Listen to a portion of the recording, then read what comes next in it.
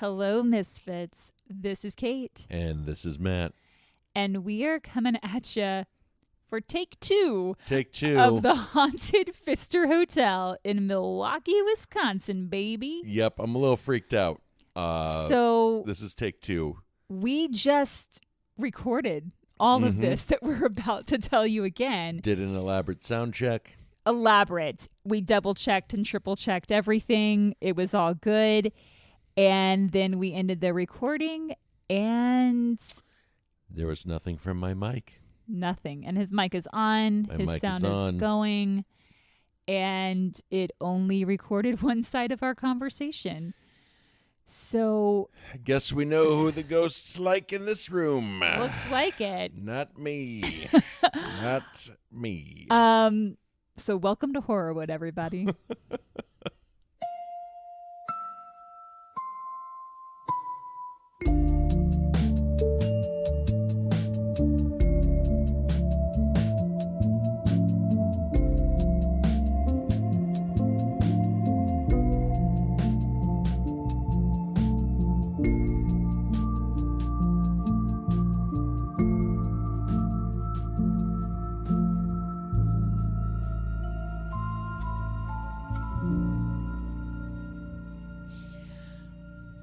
So we're gonna go over this again. We're just gonna do it again. Yeah. We're just gonna do it again. It's gonna be great. So some friends of ours invited us to go to a baseball game in Milwaukee to see the Brewers. I am not a Brewers fan.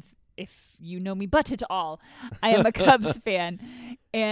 But worth noting, the stadium is gorgeous. It is a beautiful facility. I will say that is one of the most beautiful ballparks I've ever seen. So they've done a really excellent job. And honestly, I love Wrigley Field for all that it is. But even with the renovations, it does not. I almost hate to even say this on air, so maybe I won't. But I'm just going to leave it with the Brewers ballpark. Fucking beautiful. It's very nice. It's like a great mall with a statue of Bob Uecker. Okay. So Matt's like, hey, babe, do you want to go up to Milwaukee and stay in a hotel that is supposed to be really haunted, and we could do an episode from there? And I was like, this is why we're together. You were into it. I was into it, but then I had to quickly look and make sure that there was like a Hollywood connection and celebrity connection, because I was like, if there's nothing connected to that, but don't worry, there is. There is. So we're in our hotel room right now. We checked in maybe we checked about an hour ago. Yeah, 8:30? Yeah. Well, when we checked in. Yeah, because right now it's like 10.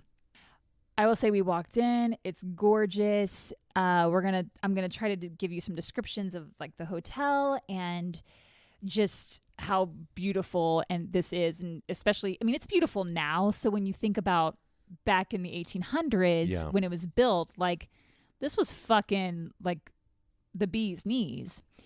I'm tired because 10 o'clock is my bedtime. So I hope that I'm like on it tonight. But I will say, so I didn't get any creepy vibes walking in. I was just like, oh, it's an old hotel. It's beautiful. But then we got on the elevator to come up to our room. And I had some feelings about the elevator. It's poorly lit. Let's start with the fact that it is a poorly lit elevator. And it's carpeted. Oh, you don't like a carpeted elevator? No. And it was also shaking as it brought us up to the 6th floor. It's an older device. But you know what? That might have been the elevator that Elvis was on. We're going to talk about him. We're going to talk about Elvis. So we're staying in the older part of the hotel. Years ago, there were renovations that added a 23-story guest room tower that's a lot more modern. But Matt said, hey, babe, I got us a room in the historical part because I thought that's probably where it's the most haunted. He's a real one, y'all. Like this guy here. I was like, yes, let's make out. So, no, I didn't say that. So I'm going to talk about the hotel's history. I'm going to tell you about some celebrity ghost encounters. And then I think we're going to go do some exploring on our own. Does that sound good? That sounds great. All right.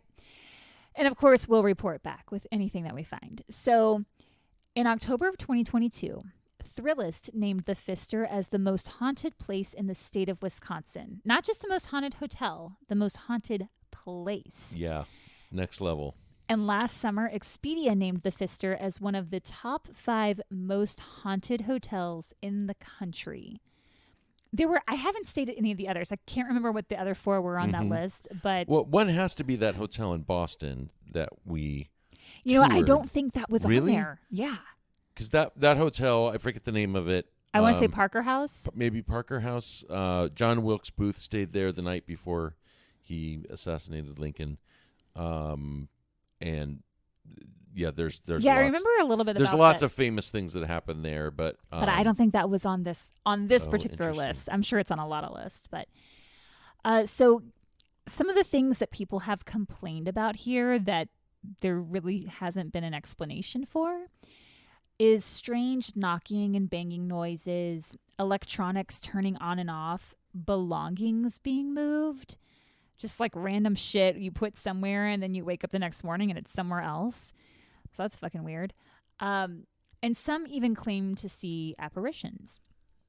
The Pfister Hotel was the brainchild of a guy named Guido. Matt, would you like to do your sidebar here? Do you love a sidebar? Sidebar. Guido Pfister is just an A+ name. It is. Guido Pfister. He immigrated from Germany to Milwaukee. Chef's kiss to your parents. Back in the 1800s. He opened his own tannery business, which was one of the largest leather goods distributors in the Midwest. I'm going to just double check that we are still good. Can you say some more things, I'm going to say some more things. Great. Okay, it's good. I don't think it was even just the Midwest. I think it was the country. Like they were a big deal from what I know about Guido Pfister. Oh, what else do you know about Guido Guido Pfister? That's all I know. I read some stuff on the way in. And, okay. And saw that they were like the largest tannery outfit in the country for a spell. I mean, he knew what he was doing. With a good sense of business and leadership under his belt, Guido dreamed of creating a magnificent hotel that would attract people from all over the country. A palace for the people, he called it. So in 1871, he bought a plot of land on the corner of Wisconsin and Jefferson Streets for the price of $200, which would be about $5,000 today. After he purchased the land, tons of people were banging down his door wanting to develop it, but Guido was like, no, I bought it. I'm going to develop it. But he didn't get started right away.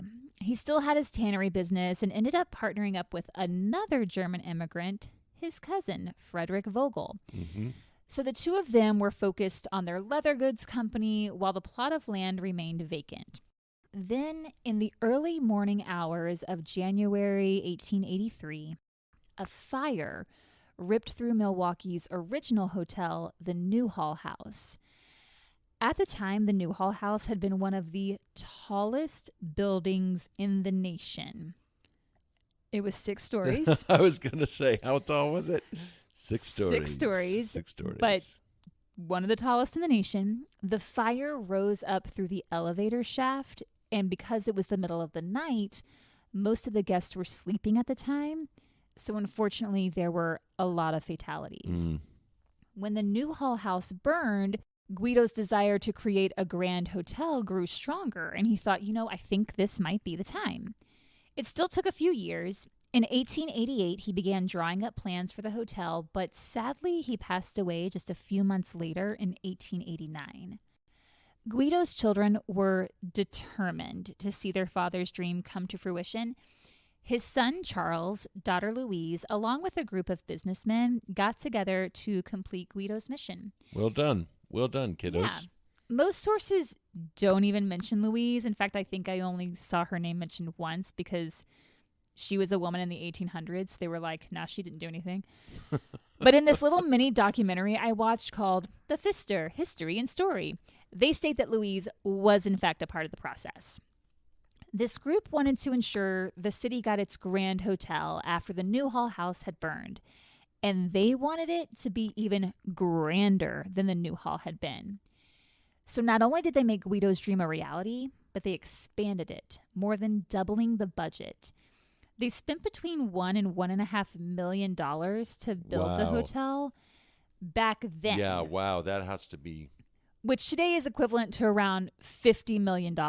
You don't have to pretend that this is the first time you're hearing all of this. I forgot what the sum was, kind of. Okay. But I wanted to set you up because it's an enormous amount of money. It's a lot of fucking money. It's a lot of money.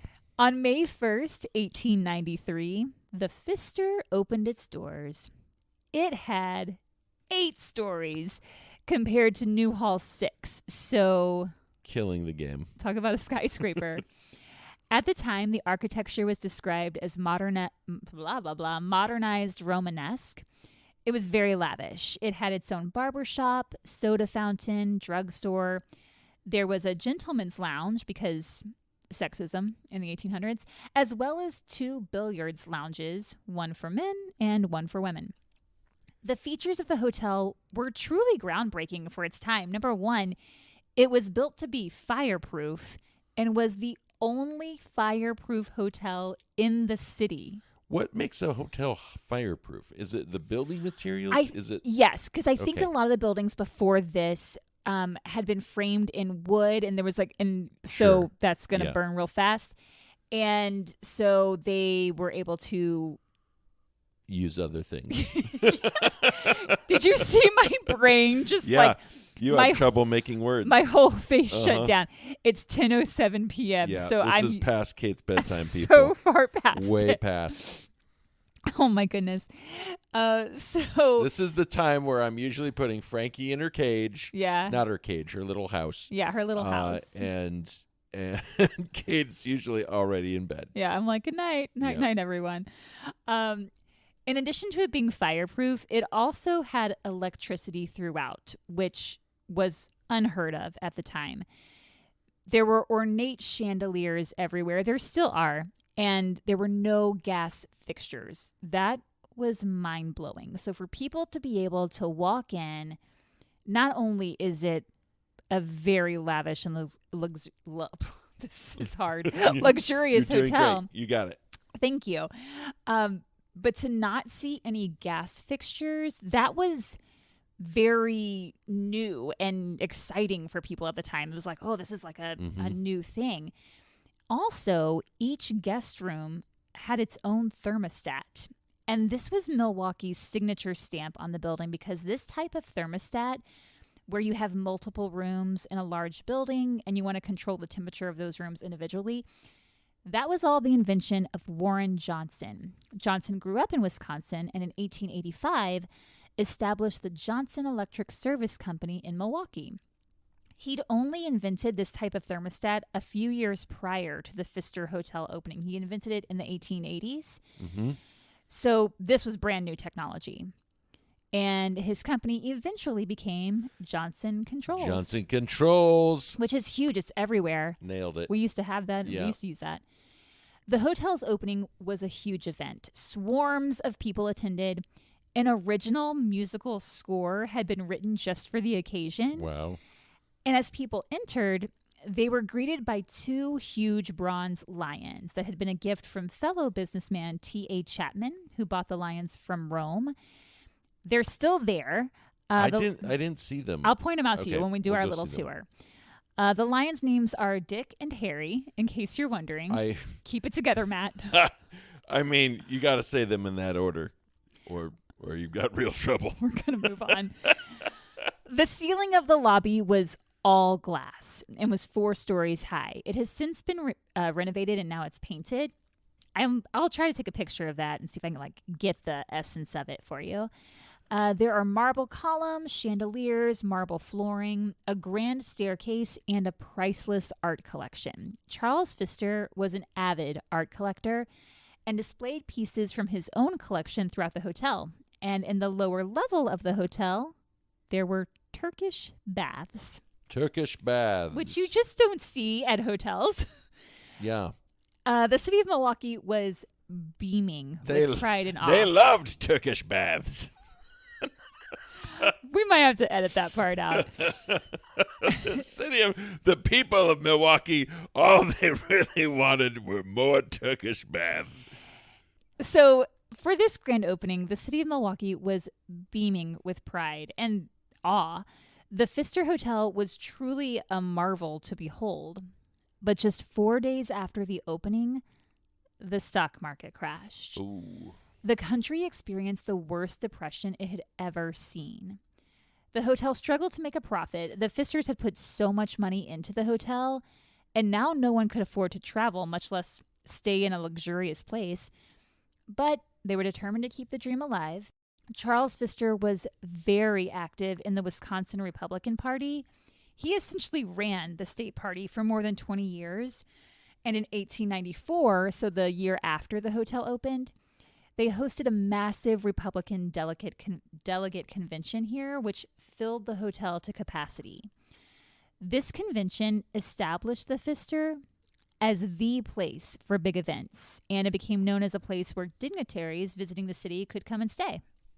In 1899, President McKinley and his family stayed at the hotel for an event, and since then, every single U.S. president has been a guest here. That's impressive. You can say your McKinley fact if you would like to. I mean, I don't know that it's that big of a fact, but that was a very weird election, and McKinley was chosen as a candidate in a very random process. And part of what factored in was he was very handsome, or at least by traditional standards of the time, he was very handsome, tall, dark features, and everybody thought that he would win. He's it. He's the guy. He'll win because he's pretty. I saw a picture of him, and I didn't feel anything. Okay. The hotel's notoriety earned it the nickname Grand Hotel of the West and became a popular vacation destination for travelers. And just to go back to the U.S. president thing, I don't believe Trump has stayed here, even though I don't even like to say his name, but 45. There you go. The last president was Obama that was listed just in this documentary, but it hasn't been. I mean, this documentary was made 5 years ago or 10 years ago. So the nickname of the hotel is Grand Hotel of the West, and it was poppin'. Charles Pfister actually lived in the hotel for several years so that he could personally oversee the hotel's operations, which I can't blame him, because if he had a room like we have now, then I get it, because we're in a fucking lavish room right now. Yeah, we got a free upgrade, y'all. And I don't even know why. They were just like, hey, you got an upgrade. We're this like, is okay. the biggest hotel room I've ever been in. It's insane. I took a little video. Yeah. I mean, I've stayed in some big rooms in Vegas, but this is way bigger. It's crazy. The bathroom, it's like fucking all marble and huge. And there's a TV in there. I just have a lot of feelings about it. It's pretty great. It's large. The hotel went through several renovations throughout the years. Those Turkish baths are no longer there. I'm so sorry to tell you. So sad. In 1927, Charles unfortunately suffered a paralytic stroke, so he turned over the keys to Ray Smith. And later that year, Charles passed away. Ray Smith was Charles' protege. He'd worked at the hotel since 1896, so almost since it had opened. He started out as a bellboy, and now he'd worked his way up to hotel manager. The hotel stayed in Ray's family for more than 20 years. And in the 1950s, he sold it. It changed hands multiple times, mostly through out-of-state investors who just really didn't take care of it. Mm-hmm. They didn't live in Milwaukee or even Wisconsin, so they kind of just let it fall by the wayside. And unfortunately, the hotel went bankrupt and was set to be demolished. That is until 1962, when a Milwaukee businessman by the name of Ben Marcus purchased the hotel out of bankruptcy and worked to restore it to its former glory. The art collection within the hotel, it was still there, and it was valued at more than what the hotel was worth at the time. I mean, the art is still here, and I believe it's the 7th floor, so we'll check that out, too, because I think there's a lot more there. I mean, it's all through the lobby. Yeah. But Ben Marcus and his family, they were ready to get to work. This is where the addition of the tower came in. It was designed to marry the old with the new, and at the top of the tower was what was known as the Crown Room, which quickly became the city's most popular nightclub. It featured some of the biggest acts of the day, including comedian Joan Rivers, comedian and musician Henny Youngman, actor-singer Frankie Avalon, just to name a few. Rosemary Steinfest was named general manager, becoming one of the first female general managers in the country. And the hotel was accepted for membership into the highly coveted Preferred Hotels and Resorts. Cool. So, good job, Pfister. While Steinfest was GM, the Pfister became the home to every Major League Baseball team. Any visiting team that was in town to play the Brewers was put up at the Pfister. And even some Brewers players who didn't have a permanent residence in Milwaukee would stay at the hotel during home games. We're going to talk a lot more, well, not a lot more, but there's several MLB ghost stories. So we'll go over a couple of those. The hotel has hosted many celebrities and rock stars, including Elvis Presley. Rosemary Steinfest shared a great anecdote about Elvis. She said it was like the president was in town when he came to perform in the city. There were constant updates. He's 10 minutes away. He's 5 minutes away. She had spent a week planning for his visit because he was going to be staying here. So his limo pulls up. He gets out. He's dressed all in black. He's got a drink in his hand. And she took him up to the elevator. They were supposed to get off at the 4th floor, but she knew that there were a lot of press waiting at the 4th floor. So she took him up to the 6th floor. That's where we are. Where we are. Elvis was on this floor, you guys. He might have been in that same elevator that we were. Gosh. I wonder if it was shaky for him too. I wonder if it freaked him out. So they get up to the 6th floor, and he goes to head down to his room, and he turns to her and he says, "Thanks a lot, baby." And she said that one of his requirements, I guess you could call it, was that he had to have a certain kind of bacon flown in that had to be cooking at all times while he was in the building. This is insane. This is a short film. I want to make a short film about the cooks that were required to have this bacon. Like, you're on Elvis bacon duty. Yeah, on the grill 24/7. What bacon is so special that it has to be flown in? Yeah, must be some real quality bacon. Can you imagine getting that request as a hotel manager that's like, yes, we need you to pick up the Elvis bacon from the airport. Flight gets in at 3 o'clock. Yeah. And then we need you to keep just one strip going. Keep it going. Yeah, just constant. Unfortunately, just 4 months after his stay at the Pfister, Elvis Presley would be dead. The hotel went through more renovations the following years, making updates to the guest rooms. They updated the electrical wiring, the plumbing and heating and air conditioning, and it was listed on the National Register of Historic Places. So they're just coming up and up and up. So that's just some history for you, just so you can have a sense of where we are here. Yeah. So now let's talk about the hauntings. Oh. What makes the Pfister Hotel so haunted? Well, according to a guy named Charles Sevier, not to be confused with Charles Pfister. Yes, different Charles. He's pretty sure he knows, or at least he did back in the 1800s when he was living his life. Charles Sevier was interviewed quite a lot back in his day. Local newspapers were always reaching out to him to share his stories on Milwaukee's history because he was known as, quote, the first white boy born in Milwaukee. Isn't that so fucked up? That's so dumb. It's like, oh, a white male, praise be. It was such a big deal then that a plaque was created in his honor. I will post a pic. I found, it's not a picture of the plaque, but it is from the newspaper article. So they have a picture in there. It's ridiculous. The plaque was placed on the storefront that sits on the site where Sevier was born. And it says, quote, birthplace of Milwaukee's first white boy, Charles Milwaukee Sevier. Oh, Lord. Because, yes, his middle name was Milwaukee, of course. Because his parents were like, let's make sure everyone knows that he was the first white boy. We'll give him the name of the city. But when another man, Daniel Allender, claimed he was actually the first white boy born in Milwaukee, Sevier jumped on a train and traveled to meet him to see if this guy had any proof. He was like, what? Some other guy thinks he was the first white boy born in Milwaukee?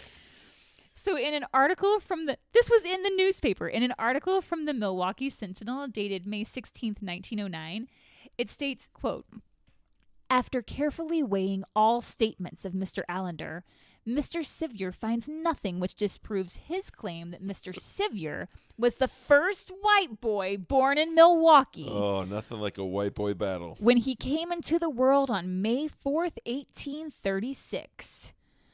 White guys. White guys, am I right? White guys. All this to say, people were really interested in what Sevier had to say about Milwaukee. So when the Pfister broke ground for the new hotel, Sevier was interviewed by the paper.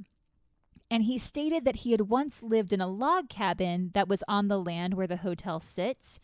I looked up the address of his birthplace, and although it's not the same address as the hotel, it is very close, less than half a mile away. Yeah. And back then you didn't have as many structures, so it would make sense that that land was all once part of the same property. Sevier said that his family had a private cemetery on their property when he lived there. But when construction began on the hotel, he was never informed of any bodies being moved. So he went down to the construction site to see if he could find any bones of his deceased family members. But he couldn't find anything. So it's his belief that they were moved without anyone's knowledge, without anyone being informed, to who knows where. FYI, dead bodies don't like to be disturbed or moved. Yeah, they just like to be where they are. That was deep thoughts by Matt.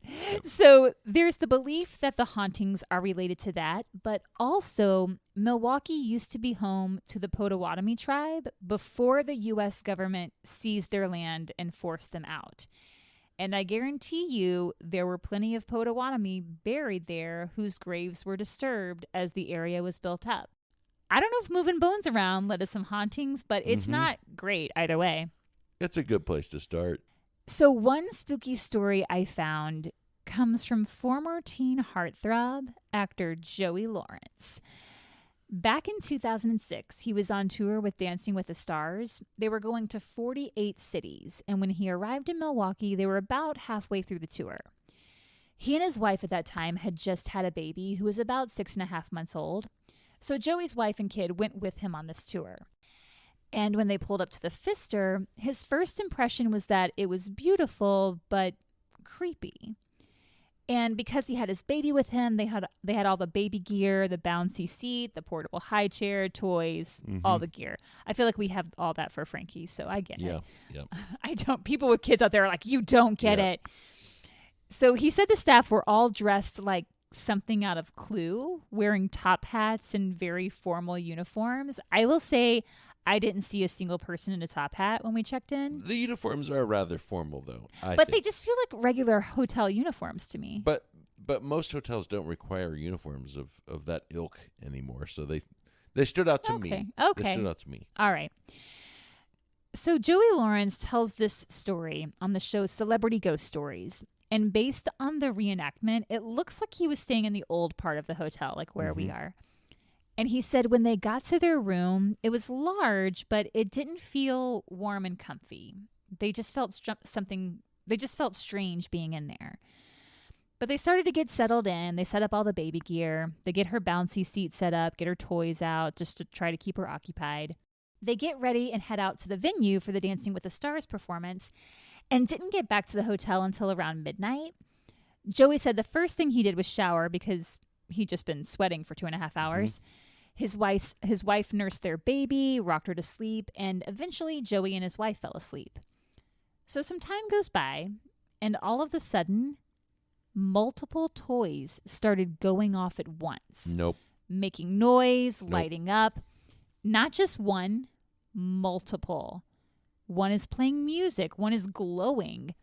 And Joey was like, no, why? This is going to wake the baby. He's not thinking too much about it at that point. He's just like, why is this happening? Like, it's so loud. You're going to wake her up. The toys were next to a dresser near the bathroom. So he just jumps up. He walks over to it, turns the toys off. Unfortunately, their baby did wake up. So it took some time to get settled again. But eventually they fell back asleep. Some time passes and it happens again. The toys start lighting up, playing music. And these are not peaceful lullabies. Yeah. you know how these toys are. They're like, rah, rah, rah, like they're clinking sounds and bells. The baby wakes up again. So Joey's wife is like, what is up? And he's like, don't worry. I got it. So he gets up again, turns off the toys, double checks that they are completely off, and just for good measure, puts them in the bathroom. I guess he thought if they went off again, maybe it wouldn't be as loud if they were in the bathroom. Maybe the baby could sleep through it. So his baby and wife finally settle back to sleep, but Joey was having a hard time. His eyes were closed, but he's just laying there now. You know that feeling when you're trying so hard to fall asleep that you can't. So after about an hour, he said it was around 2:30 in the morning, the bathroom light turned on. So he runs over, checks to make sure no one was in the bathroom. There was no one there. He's just like, what the hell? He turns off the light. And the toys start going off again. Oh, man. The lights, the music, all the bells. Joey said something was not right in that room. He and his wife were not into ghosts or the paranormal or anything like that, so their minds didn't immediately go there. Mm-hmm. He just said they felt strange being in there, and his wife got a little scared. So needless to say, they weren't able to go back to sleep. The baby, fortunately, did. She got a little sleep, but Joey and his wife just stayed up all night. And then around 6:45 in the morning, their baby woke up and Joey and his wife were already ready to go. They were like, get us the fuck out of here. Yeah. And Joey actually went to speak to the front desk manager and was like, so what's the deal? Like, our baby's toys kept turning on. The bathroom light turned on. And the manager goes, oh, yeah, that makes sense. And Joey said, what do you mean? And the manager said, oh, well, you obviously don't know the history of this hotel. And Joey was like, do tell. The manager said that the guy who had built the hotel, presumably he was talking about Charles Pfister, but he doesn't name any names. He just says the guy who built the hotel had forced his son into an arranged marriage. His son did not want to marry this woman. On their wedding night, the bride mysteriously died. Her body was found at the bottom of an elevator shaft. Her death was ruled accidental, as though she had just fallen down the shaft, but the popular theory is that she was murdered by her new husband, that after all the party guests were sufficiently drunk and had gone to pass out in their rooms, the groom found his bride in the hallway and began strangling her, then managed to open the doors to the elevator and push her down the shaft. And the manager said to Joey, you have a baby, don't you? And Joey was like, yeah, and? And the manager said, the bride was pregnant when she was killed, and she tends to haunt rooms that have infants because she's envious of the life as a mother that she didn't get to have. Which would be really heartbreaking and spooky if it had ever happened. The story about the arranged marriage and the bride being killed, all of that was total bullshit. What? It's been debunked. No record was ever found of this marriage, of a woman being found at the bottom of the elevator shaft, nothing. This manager was just fucking with him. Props to this manager. Just pulling out a whopper. But Joey completely bought it, and he was really freaked out, so he was ready to get out of there. And the thing is, when you know that that story has been debunked, and then you watch Joey Lawrence on this show tell this story, he's so emotional about it, and you're just like, oh, man, he got you. Yeah, you got. So Joey helps his wife and baby get back onto the tour bus, and then he had to go back up to the room to get their last 2 bags. In the room, there was a large picture window right across from the door, so kind of like ours is in here. Different from ours, though, is that they had an air conditioning unit right underneath the window. And on the front of the unit, there were 3 big panels, each with a vent in the middle. So Joey gets the last of the luggage, and he turns to leave, but then just sort of off the cuff, he turns back and says, thanks for the scare. Goodbye, ghosts. Like, kind of in a mocking way. Mm-hmm. He describes it as defiant, like, oh, you didn't get me, you know. And as soon as he said goodbye, ghosts, all 3 panels blew off of the air conditioning unit and flew across the fucking room, like violently. Don't mess with ghosts. You don't mess with ghosts. Do not insult ghosts. Ghosts, we are here to honor you. We are telling your stories this evening. are. I mean, we don't mind if you pay us a little visit, just like a little spook. Yeah, maybe not. But you don't need to violently throw metal panels across the room. Joey said they didn't fall off. They blew off with force. He took that as a sign that someone wanted him to get out, and so he did. He was like, see ya. He said it was a tremendous scare that he'll remember forever. So if the bride story was bogus, it still leaves us with the question of what was in that room. Yeah. What made the fucking lights come on, the toys come on. Joey Lawrence is not the only celebrity to have a ghostly experience at the Pfister. Several Major League Baseball players, which I know you're interested in this. Let's do this. Let's get into it. They've claimed that they too have been haunted at the hotel. First of all, the most superstitious athlete base you could have are Major League Baseball players. So I'm here for this. So staying at a haunted hotel is maybe not their favorite thing. Yeah.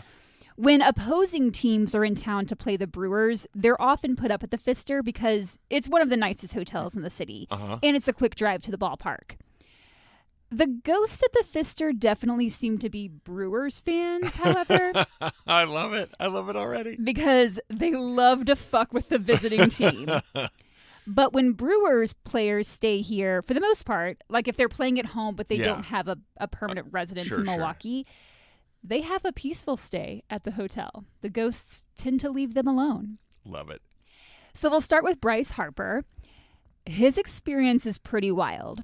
In a 2013 interview with Stacey Pressman of ESPN The Magazine, Bryce recounted his stay at the Pfister the previous summer, so back in 2012. While he was playing for the Washington Nationals, he was getting ready to go to bed and laid out his clothes for the following morning. He says, quote, I laid a pair of jeans and a shirt on that table at the foot of the bed. Those things in hotels that you sit on to put on your shoes. First of all, Bryce, it's a bench. You don't sit on a table to put on your shoes. We have a bench at the end of our bed. So you know what I'm talking about. Yeah, the bench. Yeah. So it's a substantial bench. Yeah, exactly. I mean, it's heavy, but it's not a table. He says, quote, I just laid them out. Simple as that. When I woke up in the morning, I swear on everything, the clothes were on the floor and the table/bench was on the opposite side of the room against the wall. Whoa. I was so flustered. I honestly thought there might be someone in my room. I had no idea what the hell just happened, so I actually looked around and then I checked to see if the door was still latched. And it was. The chain you latch so no one can get in. So he's still thinking maybe one of his teammates were playing a prank on him, but he asked them and they all said, no, we didn't do anything like that. Plus, no one would have been able to get that chain unlatched and then left and relatched it. You can't do that. We're talking about baseball players' forearms here. They can't, their arm wouldn't fit to do that. Bryce said, it really creeped me out. I went downstairs and changed my room immediately. Different room, different floor. I said, I just need to get out of that room. I don't want to talk about it. I just need to get out. So they moved me to a higher floor. Pablo Sandoval shared a story from his stay at the Pfister in 2009 when he was playing for the San Francisco Giants. He said, I don't like the ghosts there. I went to take a shower and I remember putting my iPod next to a speaker. When I came out, it was playing music. I have no idea why. I left the hotel after that. I didn't want to stay there. In 2010, me and Edgar Renteria stayed down the street and paid for it on our own. Whoa. Then I decided to stay there again. I asked myself, why do I have to be afraid? I love him. I love Pablo Sandoval. Why do I have to? That sounds like a song. Why do I have to be afraid of the ghosts at the Pfister Hotel? He said the only thing I asked the ghost was to let me sleep, and they did. You just got to talk to him. That's the thing. Everyone, just be friends with ghosts. Just say hey, we're not here to harm. I acknowledge you. Yes. Yeah. In 2008, Carlos Gomez said he'd heard voices in his room on multiple occasions. But his worst experience was when he got out of the shower and heard static playing on his iPod. which had been turned off. So he grabbed it, and it switched to another song. And then a few seconds later, it switched again. Weird. Carlos ran out of the room and down to the lobby before he even got dressed. He had no pants or shoes on.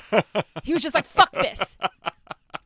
He said, I'm scared to go there. They should change the hotel. Everything's scary. Everything in the hotel. The paintings and pictures. It's a lot of old, crazy stuff. No good, man. No good.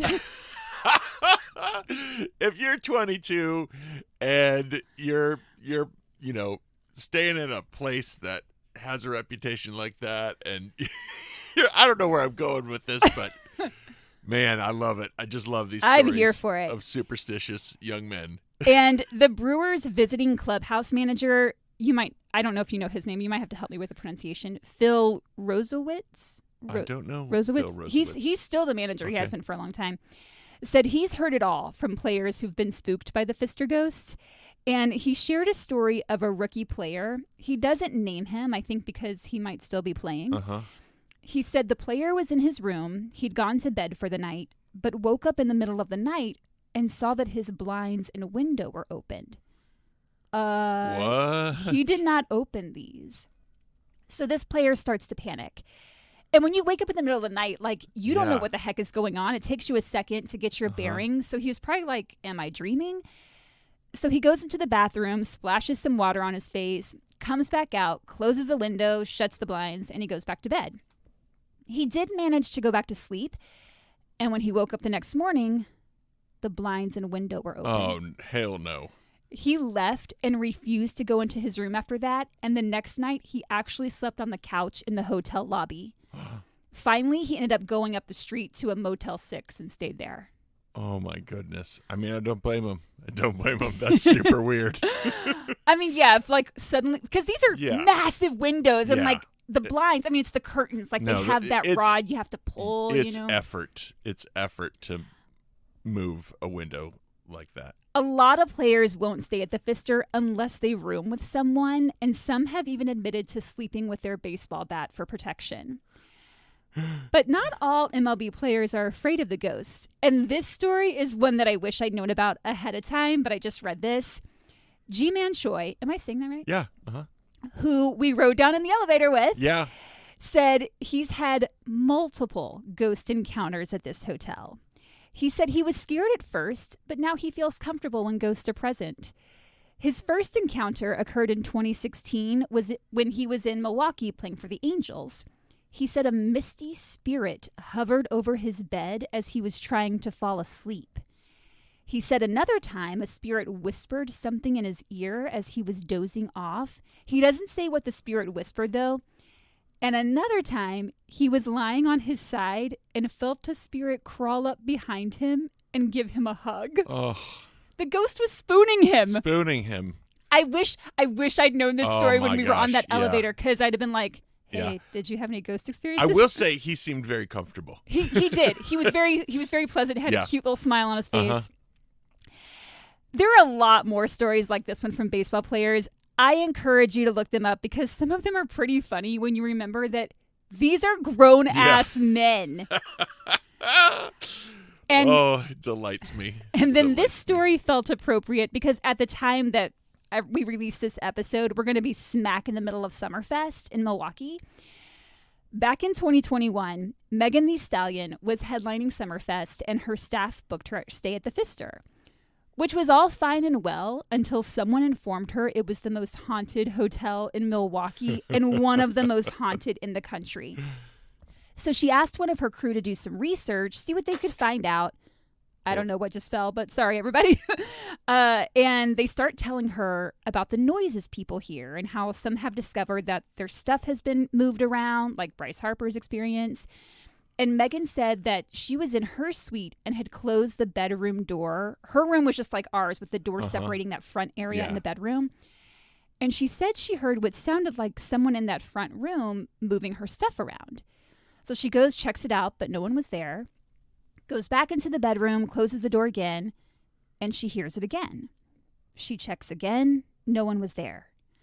So then she's in the bathroom, and she hears it again. And she thought, maybe it's coming from above.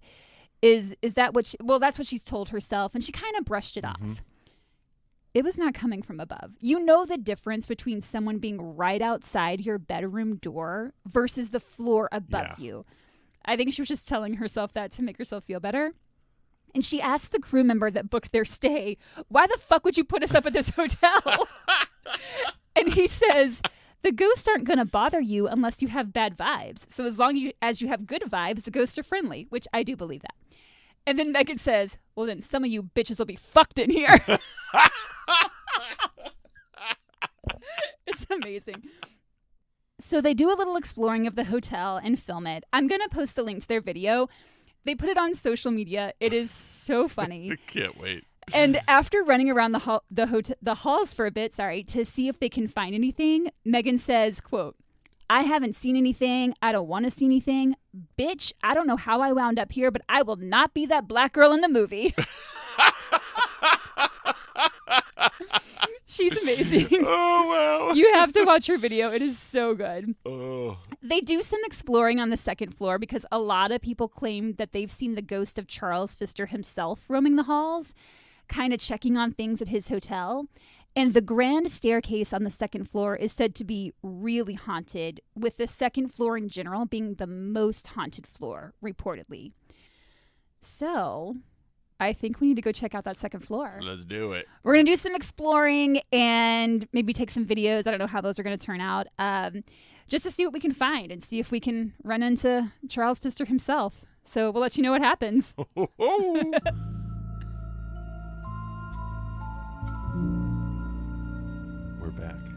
We're back.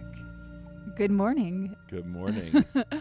Some interesting things in the night. We were visited by some spirits. But first, let's talk about our little tour that we did. Actually, let's back up even further and let's talk about our room itself, because I don't think I mentioned this last night when we were on. We started to. Okay. I don't know that we got into it. We might have done it on the first recording before the ghost decided not to record half of that. And so we might have forgotten on the second one. But when we walked into our room last night, which again is gorgeous and amazing, good job, Pfister, it was absolutely freezing. Like there was no heat, even though it's in the middle of June and it was hot yesterday. So I'm not sure why the room was so cold. It was like an ice locker, and I run hot, so for me to say it was freezing, it was freezing. It was freezing, and so we turned the heat on actually because it was that cold. There is a thermostat in the bedroom and a thermostat in our little entry room. Like the office suites portion of it. There's 2 rooms, people. That's how big it is. And so the bedroom was fine.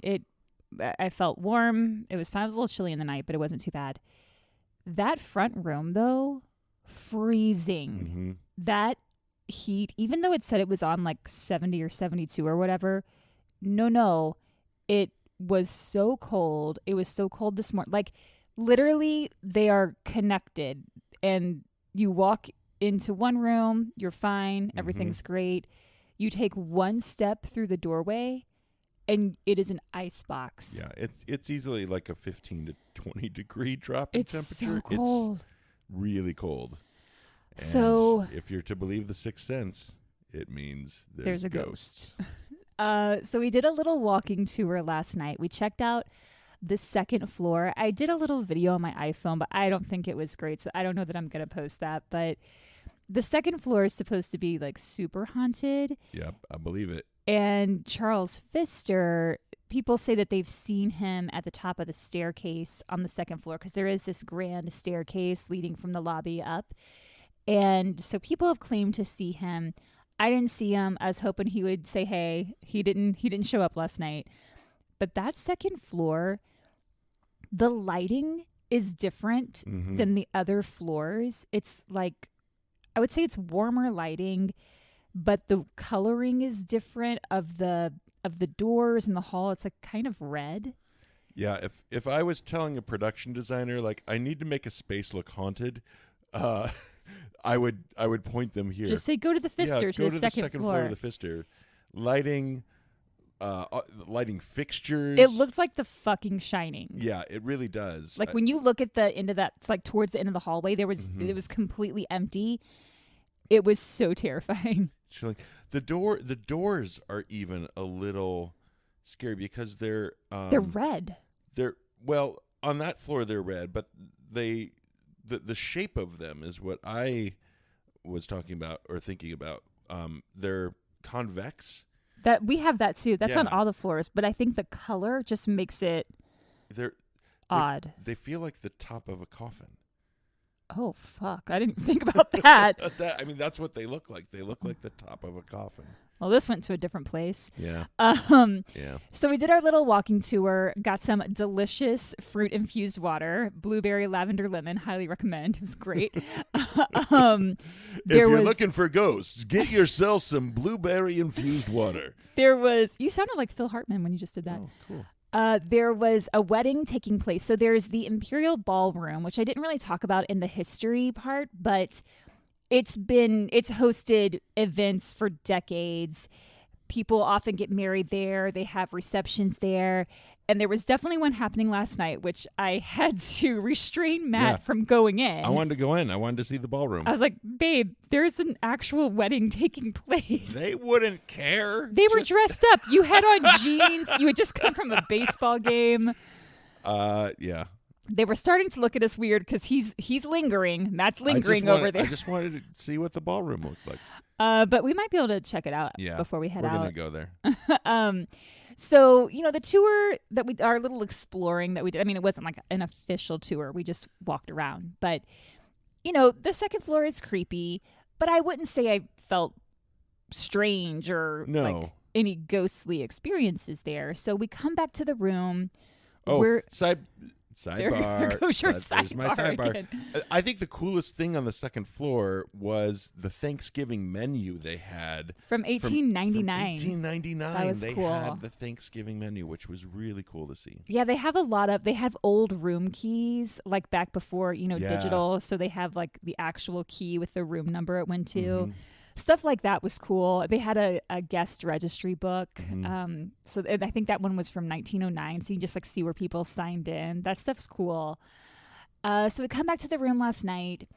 We both take showers. We're exhausted. It was a long day. And Did you see the lights just flicker? No, I was looking down. They just flickered. Okay. Well, I will say this. The ghosts have been super kind to us. They have been. Maybe they're just trying to give us a little warning that it's close to checkout time. They're like, hey, wrap it up. So we go to bed last night and Matt falls asleep within like 5 minutes, and it kind of drives me crazy because it takes me forever to fall asleep. And so I get a little jealous. We had been laying down for all of 5 minutes, and all of a sudden I heard something fall, and it fell onto a hard floor, like it wasn't on carpet. And both rooms are carpeted. The only area that isn't is the bathroom, which is kind of where it sounded like it was coming from. It was either there or the table where the coffee machine is. But it felt like it sounded like it was coming from the bathroom. And it was enough for me to sit up in bed and go, what was that? And I looked over at you and you were out. And I was just like, oh, fuck, it's just me in here. Oh, no. It was a little creepy, but I was just trying to be like, okay, maybe like my belt fell off the table in the bathroom because I had put my clothes on that little table. No, we checked it out this morning. Nothing had fallen. But then a little later, after I heard that on the bathroom floor. Yeah. So I got up at about 2:30 to go to the bathroom. I come back. I'm getting into bed, and I'm kind of falling back asleep when suddenly there is a pounding noise. A banging. It's like a banging. I'm gonna try and replicate it right now. That was like so subtle compared to what it was. Yeah, it was louder than that. It was kind about of like that length though. It was kind of like when our clothes dryer kind of gets off center, and it just goes like bah, bah, bah, bah, bah, bah. Yeah. It was in the corner of the bedroom. It was intense, and we both heard it. Mm-hmm. And I was like, "Did you hear that?" And I said, "Yes." And then we fell asleep. I was like, cool. Thank you, Ghost. I really wanted something. I didn't go. I was unnerved by it because it was loud. It was definitive. You heard it. It woke you up. I was kind of already still awake, and then I had trouble going back to sleep for the rest of the night because I didn't sleep well at all. It was weird. What's weird is that the Joey Lawrence story, it was 2:30 in the morning when the bathroom lights came on for him and the toys went off, and you just said it was 2:30 when you got up. It was about then, yeah. So that's interesting. But yeah, the banging was real. So then when I woke up this morning, I was like, wait, did I make that up? Did I hear that? Like, I couldn't decide if it was in my mind. And so then Matt goes, well, you got your wish. And I said, what are you talking about? And like, we're still kind of groggy. He said, the ghost. And I said, okay, what did you hear? And he's like, the banging. And I was like, okay, yeah, that's what I heard. I just want to make sure. Yeah. It was wild. And it definitely wasn't like coming from another room. No, it was very weird. It sounded like it was in the upper corner, kind of by the window, but not outside. Yeah, it wasn't outside. Here's what I think, because when we came in yesterday, I greeted the ghost. I was like, hey, ghosts, we're here. We're friendly. We come in peace. Like, we don't want to harm you. We don't want harm done to us. But I am trying to do this podcast episode. So if you could just like give us a little something. And the ghost was like, I got you. Ghost was down to play. Yeah. I mean, they fucked with our first recording. They were DTH. And I down to haunt. That's free. That's free. Okay. So anyone who wants that, feel free. Yep. That's on the t-shirt. That's the t-shirt for horror. DTH. People are going to be like, what the fuck? Yeah. The tooth. Down to haunt. What's the tooth? So I plugged my phone in last night to the outlet, which the outlet works because it's the same one for the lamp, which works. Phone didn't charge. Yeah. I woke up this morning. There was no charge. My phone charged fine. Well, pin a rose on your nose. Yeah. So all this to say, ghosts are real. They're here at the Pfister. That's the conclusion. Ghosts are real. They paid us a visit and they were very friendly. But I do want to read this quote from hotel management. This was from 10 years ago when it was the 120th anniversary, because the building is now 130 years old. And for the 120th, I guess they wanted a statement from the hotel about the ghosts. Like, tell us about the hauntings. Mm-hmm. And their response was, and this was on a Twitter post, the only thing haunting us here is the spirit of hospitality, and it's been here for 120 years. They do not comment on the ghosts. Yeah. As far as they're concerned, there are no ghosts. They don't say anything about it. If you ask them, there's like, nope, no ghosts. But there are ghosts. There's full of ghosts. And we got to experience them. Yeah. I was really excited about it. And so, 10 out of 10, Pfister Hotel, definitely recommend, would stay here again. And that is the story on location of the Pfister in Milwaukee, Wisconsin, baby. Well done. Well done. Thank you, ghosts. Thank you, ghosts. And thank you, Matt, for coming up with this idea to stay here. This is super fun. You're very welcome. It was a great time. I would come back to the Hotel Pfister. I will say I had heard that they have amazing chocolates that they leave on the pillows at night. Miley Cyrus actually has a pretty funny video where she's being interviewed and she just goes on and on and on about the most amazing chocolates at the Pfister that were left on the pillow. And so I come in last night and I'm like, there's no chocolate. So this concierge sends us like an email or whatever, like, hey, let us know if there's anything that can make your stay better. And we were like, what about those chocolates? And unfortunately, they don't do those anymore. Yeah. So it's a good thing I have that French silk pie from the restaurant because it was the great. French silk pie was excellent. Yeah. Yeah. So I think now we might go explore Milwaukee, maybe get some brunch. Yeah. Something like that. And if you've ever been to the Pfister, if you have any of your own stories, please tell us. You can leave that comment on our Instagram, Facebook, or YouTube at Horrorwood Podcast. Or you can send us an email at horrorwoodpodcast@gmail.com. Gmail.com. I only said that because I wasn't sure if you remembered what it was. I remembered that part. Okay. And if you are feeling so inclined and want to jump over to our Patreon and you sign up on the Misfit Murderino tier before October 1st, you're going to get a little fall treat package from Horrorwood. What? So you can do that at patreon.com//Horrorwood podcast. Did I get it? Sure. But make sure you sign up before October 1st because that's the only way that you're going to get the gift package. And I'm putting together like a few little goodies. And again, it's for the Misfit Murderino tier, which is our $5 a month tier. You can still sign up as an accomplice, which is our $2 a month tier, but you don't get the gift package with that. But that's okay. And let me tell you, people, Kate is a very good gift giver. She's going to put together... Oh, my gosh. Thank you. She's going to put together a little package of some treats that you're going to want to have. I mean, I don't want to hype it up too much because I don't want people to be like, oh, this is it. But it's going to be good. I hope so. It's going to be good. All right. Well, we're going to thank the ghosts. We're going to pack up. And we're going to peace out. Peace.